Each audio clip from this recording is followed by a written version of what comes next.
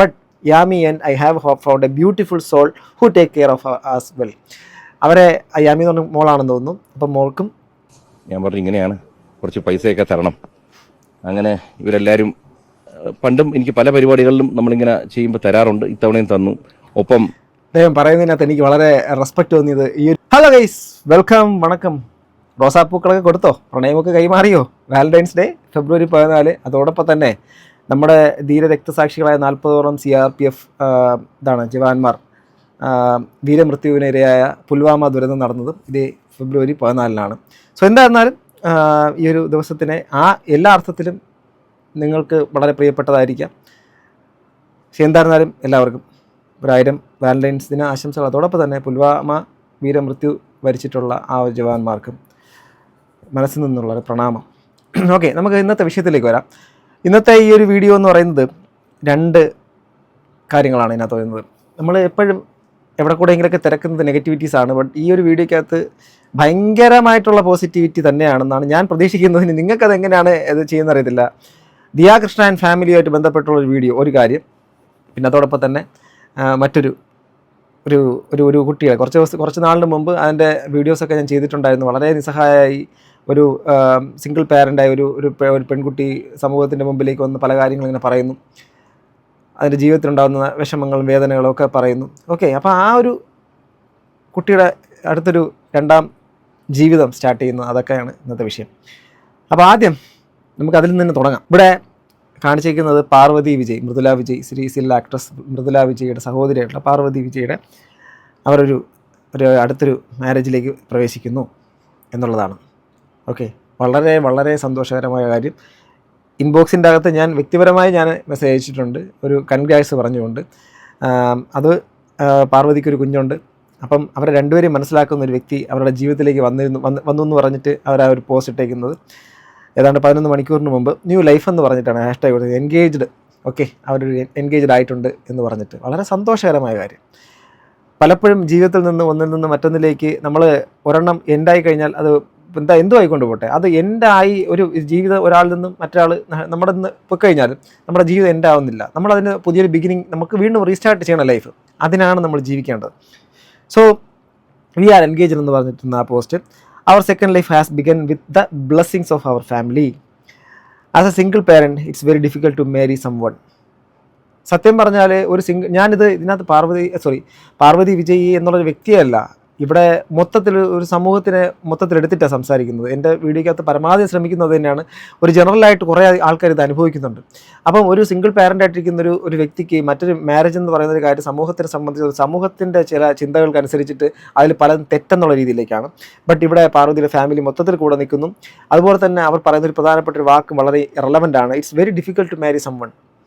അതായത് അടുത്തൊരു മാരേജിലേക്ക് പോകുന്ന സമയത്ത് ഒരുപാട് ചിന്തകൾ, ഒരുപാട് കാര്യങ്ങൾ മനസ്സിൽ കൂടെ പോയേക്കാം. ഇനി ആ ഒരു ജീവിതം മറ്റതും മറിച്ചത്, അങ്ങനെ പല കാര്യങ്ങളുണ്ട്. അതെല്ലാം വളരെ ഡിഫിക്കൽട്ടാണ് എന്നുള്ള കാര്യം. But Yami and I have found a beautiful soul who take care of us well. അവരെ യാമി എന്ന് പറഞ്ഞ മോളാണെന്ന് തോന്നുന്നു. അപ്പം മോൾക്കും എന്നെയും മനസ്സിലാക്കുന്ന ഒരു വ്യക്തി, ഒരു ഗുഡ് സോൾ എന്ന് പറയുമ്പോഴേക്കും തന്നെ മനസ്സിലാക്കാം. വ്യക്തമായി മനസ്സിലാക്കിയതിന് ശേഷം, അറിഞ്ഞതിന് ശേഷം അവരുടെ ജീവിതത്തിലേക്ക് കടന്നു വന്നു എന്നുള്ള കാര്യം പറയും. Will introduce him at the right time. അത് വ്യക്തിയെ ആ ഒരു റൈറ്റ് ടൈമിൽ തന്നെ അറിയിക്കാമെന്നുള്ള കാര്യമാണ്. എന്തായിരുന്നാലും മനസ്സ് നിറഞ്ഞ് വളരെ ആത്മാർത്ഥമായി നല്ലൊരു ജീവിതം ആശംസിക്കുന്നു. നന്നായി വരട്ടെ, നല്ലത് വരട്ടെ, നല്ലത് മാത്രം വരട്ടെ. സന്തോഷം, വളരെ വളരെ സന്തോഷം. ഓക്കെ, അടുത്ത് ഇത് 1ാമത്തെ മാറ്റർ. ഇനി 2ാമത്തെ കാര്യം, ഇതാണ് ആ മാറ്റർ. നടൻ കൃഷ്ണകുമാറിന് രാഷ്ട്രീയപരമായിട്ട് വിയോജിപ്പുകൾ ഉണ്ടാവാം. അദ്ദേഹത്തിൻ്റെ ഫാമിലി മെമ്പേഴ്സിൻ്റെ അഥവാ മക്കളുടെ പല യൂട്യൂബ് ചാനലുകളും പല കാര്യങ്ങളോടും പല വിയോജിപ്പുകൾ ഉണ്ടാവാം, എല്ലാം ഉണ്ടാവാം. പക്ഷേ നമ്മൾ വിമർശിക്കുന്ന ആൾക്കാരെ വിമർശിക്കുന്നത് എന്തിനാണ്? അവർ ചെയ്യുന്ന ചില പ്രവൃത്തികളോടുള്ള വിമർശനമാണ്. അല്ലാതെ ആ വ്യക്തിയെ അധിക്ഷേപിക്കുന്ന തരത്തിലോ അവരോട് വെറുപ്പ് കാണിക്കേണ്ട കാര്യമോ നമുക്ക് വരുന്നില്ല, ഒരിക്കലും വരുന്നില്ല. ഇതിപ്പോൾ ഇന്ന് കണ്ടൊരു നല്ലൊരു വാർത്തയാണ്. അദ്ദേഹത്തിൻ്റെ ഫാമിലിയും കൂടെ ചേർന്നുകൊണ്ട് ചെയ്യുന്നൊരു വലിയൊരു കാര്യം, നമ്മളെ കൊണ്ട് ചിലപ്പോൾ ചെയ്യാൻ പറ്റാത്ത കാര്യമാണ്. അപ്പോൾ ഇന്നിങ്ങനൊരു നല്ല കർമ്മത്തിന് ദൈവം ഒരു സാഹചര്യം തന്നു. അപ്പോൾ നമ്മളെല്ലാവരെയും ക്ഷണിച്ചു. ഇന്ന് ഞാൻ വിചാരിച്ചതിനേക്കാൾ കൂടുതൽ ജനത്തിൻ്റെ പങ്കാളിത്തം, ഒപ്പം മാധ്യമ സുഹൃത്തുക്കളോട് വലിയൊരു നന്ദി. കാരണം വെച്ച് കഴിഞ്ഞാൽ ഇതിലെ കഴിഞ്ഞ തദ്ദേശ സ്വയംഭരണ തെരഞ്ഞെടുപ്പ് സമയത്താണ് ഇവിടെ പ്രചരണത്തിനായിട്ട് വന്നപ്പോൾ ഇവിടെ പുറകിൽ നിൽപ്പുണ്ട് കൃഷ്ണകുമാർ, ഇവിടുത്തെ യുവമോർച്ചയുടെ മണ്ഡലം സെക്രട്ടറിയാണ്. അദ്ദേഹം ഇങ്ങനെ പറഞ്ഞു, ഇവിടെ നിൽക്കുന്ന സ്ഥാനാർത്ഥിയാണ് ശ്രുതിയെ കാണുന്നില്ല, മൈക്കിൻ്റെ ഇടയിലായിപ്പോയി. അപ്പോൾ ശ്രുതിയുടെ വീട് ഒന്ന് വന്ന് കാണണം. ഞാൻ വരാമല്ലോ. അപ്പോൾ ഞങ്ങളിവിടെ വന്നപ്പോൾ വളരെ ദുഃഖകരമായൊരവസ്ഥ. കാരണം വെച്ച് കഴിഞ്ഞാൽ വളരെ ശോചനീയമായൊരവസ്ഥയിൽ കഴിയുന്നു. വീടെന്ന് പറയാൻ പോലും പറ്റുന്നില്ല. അപ്പോൾ അന്ന് എന്താണെന്നറിയില്ല, അന്ന് മനസ്സിലിങ്ങനെ ഒരു ഇലക്ഷൻ സമയത്ത് നമുക്ക് വലിയ വാഗ്ദാനങ്ങൾ കൊടുക്കാൻ പാടില്ല. എങ്കിലും ഞാൻ പറഞ്ഞു, ഞാൻ വരും ശ്രുതിയെ കാണാൻ, നമുക്ക് എന്തെങ്കിലും ഒരു വഴി ഉണ്ടാക്കാം, ശ്രുതിക്കും കുടുംബത്തിനും നല്ലൊരു ജീവിതം, ഒരു നല്ല വീട് കെട്ടിത്തരണമെന്ന് മനസ്സ് പറയുന്നു. ഒരു ദൈവാനുഗ്രഹം പോലെ. അപ്പം ഞങ്ങൾക്കൊരു സംഘടനയുണ്ട്, അഹാദിഷിക എന്ന് പറഞ്ഞൊരു ചാരിറ്റബിൾ സംഘടനയാണ്. ഭാര്യയും മക്കളുമാണ് അത് നടത്തുന്നത്. ഇവരോടൊക്കെ പറഞ്ഞു, ഞാൻ പറഞ്ഞു ഇങ്ങനെയാണ്, കുറച്ച് പൈസയൊക്കെ തരണം. അങ്ങനെ ഇവരെല്ലാവരും പണ്ടും എനിക്ക് പല പരിപാടികളിലും നമ്മളിങ്ങനെ ചെയ്യുമ്പോൾ തരാറുണ്ട്. ഇത്തവണയും തന്നു. ഒപ്പം അദ്ദേഹം പറയുന്നതിനകത്ത് എനിക്ക് വളരെ റെസ്പെക്റ്റ് തോന്നിയത് ഈ ഒരു ഏരിയയിലാണ്. കാരണം ഇപ്പം ഫാമിലി മെമ്പേഴ്സിൻ്റെ അവരെല്ലാം കൂടി ചേർന്നുകൊണ്ട് ഒരു ജോയിൻ്റ് ആയിട്ടുള്ള ഒരു ചാരിറ്റി സംഭവമാണ് ചെയ്യുന്നത്. ഒരു ഓർഗനൈസേഷൻ അവർക്ക് വ്യക്തിപരമായിട്ടുണ്ട്. അപ്പോൾ അതിനകത്ത് നമുക്ക് ടിപ്പിക്കലായിട്ടുള്ള ലെവലിൽ നിന്ന് ചിന്തിക്കാൻ പറ്റാത്തൊരു കാര്യമാണ് ഇവിടെ കൃഷ്ണകുമാർ എന്നുള്ള വ്യക്തി പറഞ്ഞു. ഞാൻ ഇങ്ങനെയൊക്കെയുള്ള കാര്യങ്ങൾ ചെയ്യുന്ന സമയത്ത് ഇവരോടൊക്കെ ചോദിക്കാറുണ്ട്, അവർ തരാറുണ്ട് എന്ന് പറയുമ്പോഴേക്കും ആ ഒരു നമുക്ക് ഞാൻ പറയുന്നു, ഇപ്പോഴും പറയുന്നു, സ്റ്റിൽ ഞാൻ പറയുന്നു, നമുക്ക് പലർക്കും പല രാഷ്ട്രീയം ഉണ്ടാവാം. രാഷ്ട്രീയം എന്ന് പറഞ്ഞാൽ അതൊരു ഡിബേറ്റബിളായി മാറുന്നത് ആശയപരമായിട്ടാണ്. ഓക്കെ, അതിൻ്റെ കോണ്ടെക്സ്റ്റ് മൊത്തം ആശയമാണ്. ഓക്കെ, അതാണ്, അതല്ലാതെ വ്യക്തിപരമല്ല. അപ്പം ഏതൊരു രാഷ്ട്രീയ പശ്ചാത്തലത്തിൽ നിൽക്കുന്ന വ്യക്തികളിലും എല്ലാ രാഷ്ട്രീയ പാർട്ടികൾക്കകത്ത് നല്ല വ്യക്തികളുണ്ടെന്ന് വിശ്വസിക്കുന്ന ആളാണ് ഞാൻ. കാരണം എല്ലാ രാഷ്ട്രീയ പാർട്ടികൾക്കകത്തുള്ള ആൾക്കാരിലും നല്ല വ്യക്തികളുമായിട്ട് എനിക്ക് നല്ല ബന്ധമുണ്ട്. എനിക്ക് വ്യക്തിപരമായ ബന്ധമുണ്ട് എല്ലാ രാഷ്ട്രീയ പാർട്ടികളിലും. എനിക്ക് എന്നാൽ വ്യക്തമായ രാഷ്ട്രീയം ഉണ്ടെന്ന് അവർക്കും അറിയാം. ഓക്കെ, നമ്മൾ ഇടപെടുന്നത് രാഷ്ട്രീയപരമായിട്ടല്ല, വ്യക്തിപരമായിട്ടാണ്. പക്ഷേ രാഷ്ട്രീയത്തിൻ്റെ അകത്ത് നമുക്ക് വിയോജിപ്പുകളുണ്ടാവാം, അത് ആശയപരമാണ്.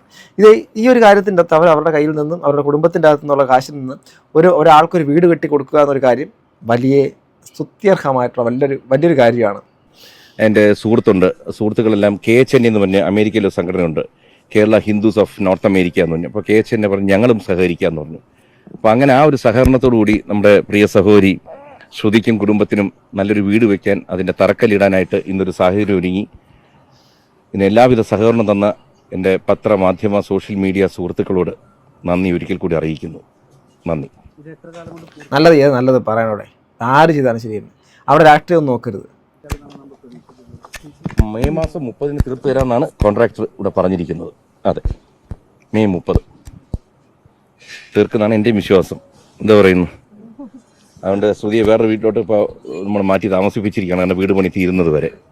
ഓക്കെ, അവർ ഇപ്പോൾ ഓൾറെഡി താമസിക്കാൻ സൗകര്യമില്ലാത്ത വീട്ടിൽ അവിടെ ഒരു വീട് വയ്ക്കുന്നു, പകരം മറ്റൊരു വീട്ടിലേക്ക് ഇവർ തന്നെ മാറ്റി താമസിപ്പിച്ചിരിക്കുകയും ചെയ്യുന്നു.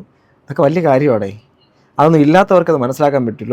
ഒരു വീടില്ലാത്ത, അടച്ചുറപ്പില്ലാത്ത വീടുകളിൽ ഇന്നും താമസിക്കുന്ന ആൾക്കാർ നമ്മുടെ നാട്ടിലുണ്ട്. സീരിയസ്ലി, അടച്ചുറപ്പില്ലാത്ത ടാർപോളിൻ ഷീറ്റുകൾ മാത്രം മുകളിൽ വിരിച്ചിട്ട് ഒരു തരത്തിലുള്ള സെക്യൂരിറ്റി ഒന്നുമില്ലാത്ത രീതിയിലുള്ള സ്ഥലങ്ങളിൽ ജീവിക്കുന്ന മനുഷ്യന്മാർ നമ്മുടെ നാട്ടിലും ഉണ്ടെന്ന്.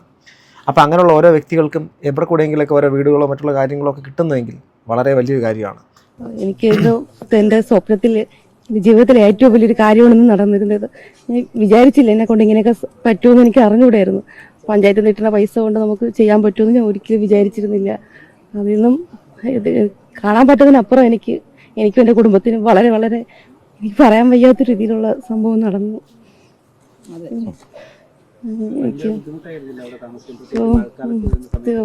അതൊരു വീടല്ല സാറ് കണ്ട്, സാറിന് തന്നെ അതിനകത്ത് വന്നതാണ് നമുക്ക് ഏറ്റവും വലിയൊരു സന്തോഷം. ഞാൻ വിചാരിച്ചു ഈ സാർ അതിനകത്ത് വന്നതാണെന്നൊക്കെ പറയുന്നില്ലേ, ഇപ്പോഴും ഇങ്ങനെയൊക്കെ ജീവിക്കുന്ന ആൾക്കാർക്ക് മാത്രം പറയാൻ പറ്റുന്ന ചില കാര്യങ്ങളാണ്. ചിലപ്പോൾ എനിക്ക് പറയാൻ പറ്റും, അവർ പറഞ്ഞ ആ ഒരു അവസ്ഥ എനിക്ക് നന്നായിട്ട് പറയാൻ വേണ്ടിയിട്ട് പറ്റും. കാരണം ഒരാൾക്ക് വീട്ടിൻ്റെ അകത്ത് നമുക്ക് വീട്ടിലേക്ക് ക്ഷണിക്കുന്നൊരു സംഭവം, നമുക്ക് മിനിമം നമ്മുടെ വീട്ടിലേക്ക് ക്ഷണിക്കുന്നതിന് ചില കാര്യങ്ങളൊക്കെ വേണം. കാരണം വീട്ടിലിരിക്കാനുള്ള ഒരു മിനിമം ഒരു കസേരയെങ്കിലും വേണം. അതോടൊപ്പം തന്നെ അതിനകത്ത് ഒരു അടിസ്ഥാനപരമായിട്ട് എന്തെങ്കിലുമൊക്കെ ഉണ്ടാവണം അല്ലേ. ഒരു വീടെന്ന് പറയാൻ വേണ്ടിയിട്ടുള്ള സംഭവങ്ങളെങ്കിലും വേണം. അല്ലാത്ത സ്ഥലങ്ങളിലേക്ക് നമ്മളെ വീട്ടിലാണെങ്കിൽ നമുക്ക് അങ്ങോട്ട് കയറ്റാൻ അല്ലെങ്കിൽ ആരെയും വിളിക്കാൻ വേണ്ടിയിട്ട് പറ്റത്തില്ല. ആരെങ്കിലും നമ്മുടെ വീടിൻ്റെ മുന്നിലൊക്കെ വന്നു കഴിഞ്ഞാൽ നമുക്കൊരു ജാള്യതായിരിക്കും, നമ്മുടെ വീടാണ് ഇങ്ങനെയാണ് എന്നുള്ള കാര്യം. നാണക്കേടല്ല, അത് എന്താ പറയുക, ഒരു അവസ്ഥയാണത്. അത് അനുഭവിക്കുന്നവർക്ക് മാത്രം പറയാൻ പറ്റുന്ന കാര്യം. അത് അനുഭവിക്കാത്തവർ ഒരൊറ്റ വ്യക്തികൾക്ക് പോലും അതിനെക്കുറിച്ച് എഴുതാനോ പറയാനോ പറ്റത്തില്ല. അതാണ് അവർ പറയുന്നത്. ആ സ്ഥലത്തേക്ക് അദ്ദേഹം വന്നതാണ് എനിക്ക് ഏറ്റവും വലിയ കാര്യം എന്ന് പറയുമ്പോഴേക്കും അങ്ങനെയുള്ള സ്ഥലങ്ങളിലേക്ക് മനഃപൂർവ്വമായിട്ട് ആരും പോകാറില്ല. അഥവാ പോകുന്നെങ്കിൽ മറ്റെന്തെങ്കിലും തരത്തിലുള്ള കാര്യങ്ങൾക്ക് വേണ്ടിയിട്ടോ ആയിരിക്കും. സോ അത് അനുഭവിക്കുന്നവർക്ക് മാത്രം മനസ്സിലാക്കാൻ പറ്റുന്ന കാര്യമാണ്. അങ്ങനെ പോലും നടക്കുമെന്നൊന്നും എനിക്ക് വിചാരിച്ചില്ല. എനിക്കൊന്നും പറയാൻ വയ്യ, അത്ര എനിക്ക് സന്തോഷം. ആ കുടുംബത്തിന് എൻ്റെ ജീവിതകാലം മൊത്തമുള്ളൊരു നന്ദി ഞാൻ അറിയിക്കുന്നു. ഇത്ര വെള്ളവും വെള്ളത്തിൻ്റെ വെയിലായിരിക്കും ടാർപ്പാളത്തിൻ്റെ ഇടയിൽ കൂടെ എല്ലാം ഉരുവി, അതൊരു വെയിലായ മഞ്ഞായിരിക്കും. അങ്ങനെ പിള്ളേർക്കൊന്നും ആശുപത്രിയിൽ പോകാനും ഒക്കെ ആയിരുന്നു. മഴയ്ക്കാണ് വീട്ടിനകത്ത് നിന്ന് വെള്ളം കോരിയാണ് നമ്മൾ കളഞ്ഞത്. എല്ലാ മീഡിയക്കാരെല്ലാം നമ്മളെ അത്രയും എല്ലാവരും എഴുത്ത് സഹായിച്ചിട്ടുണ്ട്.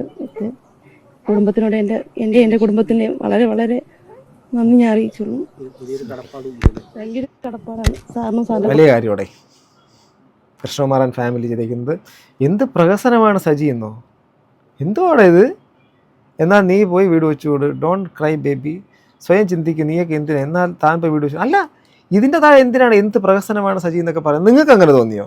ഞാൻ സത്യസന്ധമായിട്ട് ഞാൻ പറയട്ടെ, ഇദ്ദേഹത്തിൻ്റെ രാഷ്ട്രീയവുമായിട്ട് നേരെ വിരുദ്ധമായിട്ട്, അതിൻ്റെ നേരെ ഓപ്പോസിറ്റ് നിൽക്കുന്ന, രാഷ്ട്രീയ വിരുദ്ധമെന്നല്ല, അദ്ദേഹത്തിൻ്റെ രാഷ്ട്രീയത്തിന് നേരെ ഓപ്പോസിറ്റ് ഒരിക്കലും ആ ഒരു ഇതിൻ്റെ നേരെ ഓപ്പോസിറ്റ് നിൽക്കുന്ന ഞാൻ ഈ പറയുന്നൊരു കാര്യത്തിൻ്റെ അകത്ത് ഇവിടെ എനിക്കത് പ്രഹസനമായിട്ട് തോന്നിയില്ല. നിങ്ങൾക്ക് തോന്നുന്നുണ്ടോ? കാരണം വ്യക്തികളോടുള്ള നമ്മുടെ അഭിപ്രായ വ്യത്യാസങ്ങളെല്ലാം നമ്മൾ വെറുപ്പായിട്ട് മാറ്റി ആ ഒരു സംഭവത്തിൻ്റെ അകത്ത് ആ വ്യക്തി എന്ത് ചെയ്തിരുന്നാലും നല്ലത് ചെയ്തിരുന്നാലും മോശമായിട്ട് കാണുക എന്നൊക്കെ പറയുന്നത് ശരിക്കും പറഞ്ഞാൽ അത് രാഷ്ട്രീയമല്ല. അത് ശരിക്കും പറഞ്ഞാൽ പ്രതികാരമായിട്ടുള്ള പക കൊണ്ട് നടക്കുന്ന ഒരു സ്വഭാവം മാത്രമായിട്ടാണ് എനിക്ക് തോന്നുന്നത്. കാരണം ഇവിടെ കേരളം കണ്ടിട്ടുള്ള ഏറ്റവും വലിയ രാഷ്ട്രീയ നേതാക്കന്മാരും നയതന്ത്രജ്ഞ പ്രധാനികളുമായിട്ടുള്ള ആൾക്കാരാണ് നായനാർ, അതുപോലെ തന്നെ ശ്രീ നായനാർ, അതുപോലെ തന്നെ ശ്രീ കരുണാകരൻ. ഇവരൊക്കെ എന്ത് നല്ല രീതിയിലുള്ള വ്യക്തിബന്ധങ്ങൾ സൂക്ഷിച്ചിട്ടുണ്ടെന്നുള്ള കാര്യം നമ്മൾ ഇപ്പോഴും കേൾക്കുന്നുണ്ട്. എൻ്റെ നാട്ടിൽ KSRTC ബസ് സ്റ്റാൻഡ് പണ്ട് ഉദ്ഘാടനം ചെയ്യാൻ വേണ്ടിയിട്ട് വന്ന അദ്ദേഹത്തിൻ്റെ രാത്രിയുള്ള ഒരു സംഭാഷണത്തിൻ്റെ അത് കരുണാകരനെ കുറിച്ചൊക്കെ വളരെ സരസമായ രീതിയിൽ കോമഡി പോലെയൊക്കെ പറയുന്നൊരു കാര്യം, കോമഡി അപ്പോൾ പിന്നെ അങ്ങനെ എന്തൊക്കെയല്ലേ പറഞ്ഞത്. സോ ഇതൊക്കെ രാഷ്ട്രീയത്തിനൊക്കെ മാറ്റി നിർത്തിയിട്ട് മാനുഷികപരമായിട്ടുള്ള കാര്യങ്ങൾ എന്തെങ്കിലുമൊക്കെ ചെയ്യുമ്പോൾ കൈയടിക്കണ്ട. നമുക്ക് ചെയ്യാൻ വേണ്ടിയിട്ട് പറ്റാത്തൊരു കാര്യം മറ്റൊരാൾ ചെയ്യുന്ന സമയത്ത് ഓക്കെ, നല്ലത്. അതുപോലെ ഇനിയുള്ള ആൾക്കാർക്ക് ഇതുപോലെ അർഹതപ്പെട്ടവർക്ക് ഇങ്ങനെയുള്ള കാര്യങ്ങൾ ലഭിക്കാനുള്ള അവസരം ഉണ്ടാവട്ടെ എന്ന് നമുക്ക് പറയുന്നതിൽ ഒരു തെറ്റില്ലെന്നാണ് ഞാൻ വിശ്വസിക്കുന്നത്. ഈ ഒരു വീഡിയോക്കകത്ത് 2 വിഷയമല്ല, എൻ്റെ മുമ്പിൽ കണ്ട വളരെ നമ്മളെ ഫീൽ ഗുഡ് എന്ന് തോന്നുന്ന 2 കാര്യങ്ങൾ കണ്ടതിനെയാണ്. ഒന്ന്, നമ്മുടെ പാർവതി വിജയുടെ ഒരു ജീവിതം വീണ്ടും മറ്റൊരു തുടക്കത്തിലേക്ക് എത്തുന്നത് വളരെ സന്തോഷമുള്ള കാര്യം. സഹോദരി തുല്യമായിട്ട് ഞാൻ കാണുക കുട്ടിയെ. അതോടൊപ്പം തന്നെ രണ്ടാമത്തത്, ഇദ്ദേഹം ഈ ഒരു കൃഷ്ണകുമാരൻ ഫാമിലി ഒരുപാട് കാര്യങ്ങൾ നമ്മൾ ചിലപ്പോൾ വിമർശനങ്ങളൊക്കെ ഉണ്ടെങ്കിലും ഇതുപോലുള്ള കാര്യങ്ങൾ ചെയ്യുമ്പോൾ നല്ല കാര്യങ്ങൾ ചെയ്യുന്നതിന് നമ്മൾ കണ്ടില്ലെന്നടിക്കാനും പാടില്ല എന്നുള്ളതും കൂടെയാണ്. ഇത് കണ്ടിട്ട് നിങ്ങളുടെ വിലയേറിയ അഭിപ്രായം എന്തായാലും കമന്റ് ബോക്സിൽ രേഖപ്പെടുത്താം. അടുത്തൊരു വീഡിയോ വീണ്ടും കാണാം ഗൈസ്. ബൈ. അപ്പോൾ എന്താണ്, ശിവരാത്രി.